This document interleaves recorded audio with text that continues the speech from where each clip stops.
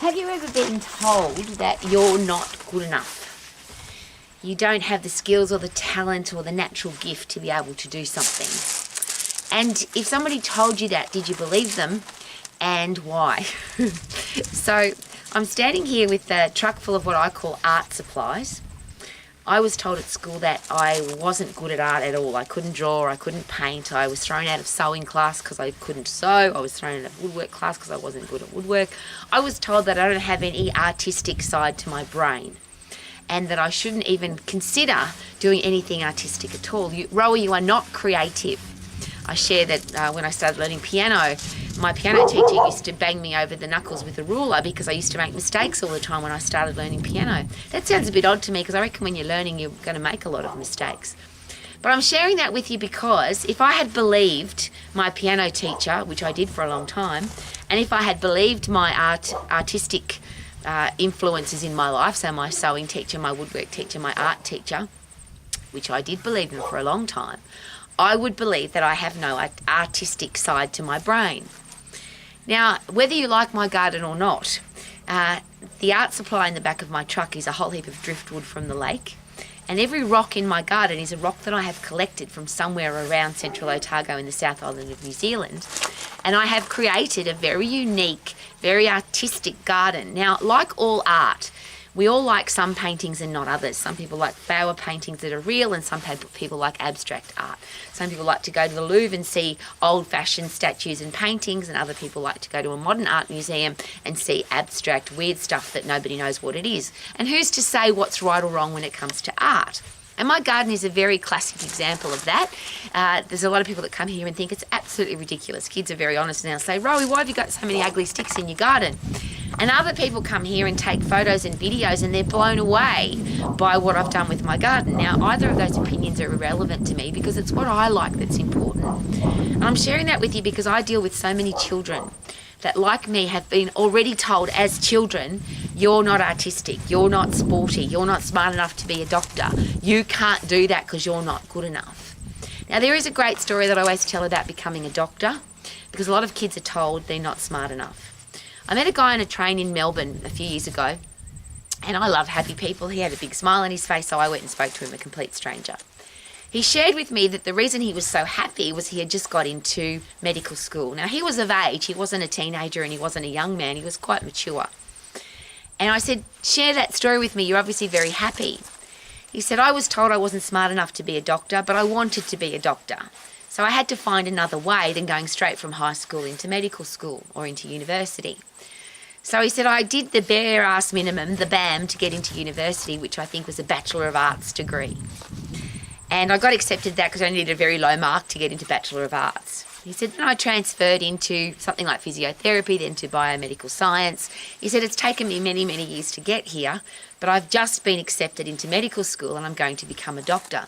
Now, the beautiful part of that story, and there's lots of gorgeous parts, but the big one is that when you are more mature, you are more likely to be accepted into any kind of medical school, law school, any kind of higher education institution, because they want people that have got life experience and people that have worked really hard to get there.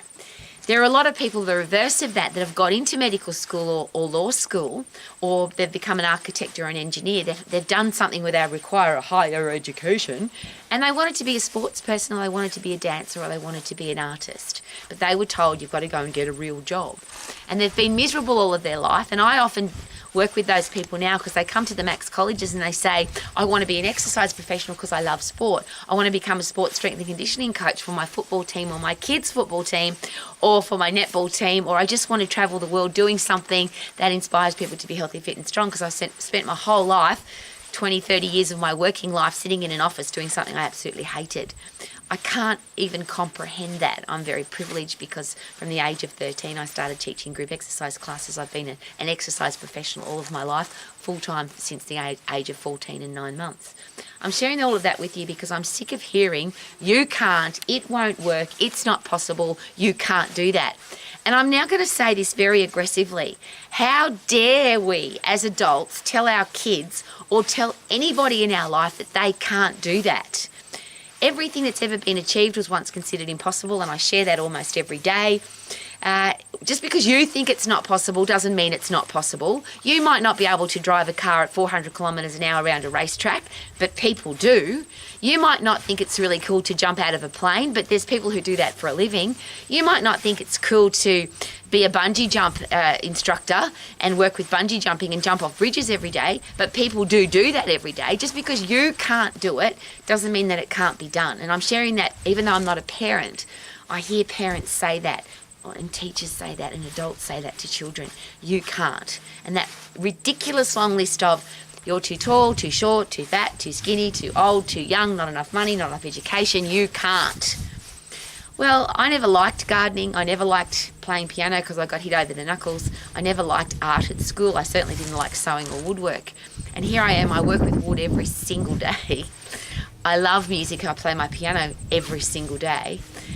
Whether you like my garden or not, it's my outlet. It's my artistic outlet.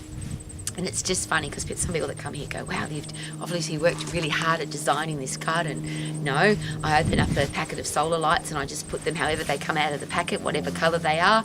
The wood that I collect from the lake, and there's obviously a truck behind me full of great pieces of dead wood, as they call it, or driftwood. And I'm about to plant it in my garden today. And this is a very important side note. I will probably spend today 3 or 4, maybe longer hours digging, raking, picking, pushing wheelbarrows full of sand and rock, lifting heavy logs in my artistic garden. So not only do I have an outlet for my art, I also have an outlet for being healthy, fit and strong. I hope you can hear the plane. That's my next door neighbour. He's 85 and he flies his plane almost every day. He's got a helicopter that he flies. If he's not flying his plane, he flies his helicopter. I often find him working at night well into the 3s and 4s and 5s in the morning, because when you're a farmer, you just keep doing what you love because you have to. You have to look after the cows and the sheep if there's bad weather coming. You have to get the lucerne out of the ground if it's going to dry up. There's a whole... he's gone now. I wish you could see him. He's living his passion, and he always has. He's the oldest man in our road, and he's probably the youngest and most energetic person in our road. He inspires me every day. Every time I hear his plane go over, I think, good on you, Johnny, you bloody legend. He's still living to the max. And as he always shares, what would I do if I retired? I'd just die. And I just think that's a horrible way to live, isn't it? Where you just live, do a horrible, stinking, lousy, rotten job, and then you die. That's what Johnny hasn't done. He's lived his passion his whole life. He loves being a farmer. Here's me out in rural New Zealand. I love being rural Rowie. That's my new nickname. I love working in my garden. I love playing my piano. I love being with my kids. And I'm sharing all of that with you because what is it that you love? What is it that you want to do? And please don't let somebody tell you that you can't, you're not good enough, it won't work. Everything that has ever been achieved was once considered impossible. So how about get rid of the word impossible, get rid of the word can't. Simply say, how can I? And go and do it. Live your life to the max every single day. Check out my driftwood, check out my new art supplies. I'm about to dig them in the garden. Woohoo! Full truckload. Look at that. Look at my garden. Driftwood everywhere. Live your life to the max, yeah.